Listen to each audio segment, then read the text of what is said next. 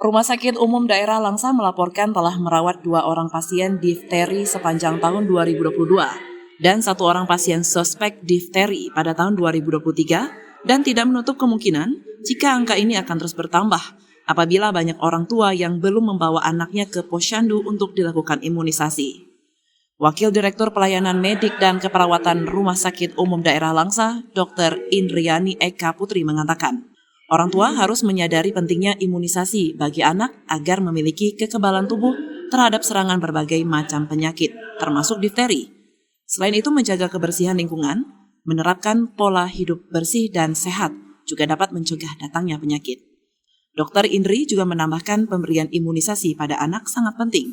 Untuk itu diharapkan kepada orang tua agar membawa anaknya ke posyandu atau fasilitas kesehatan lainnya untuk diberikan imunisasi.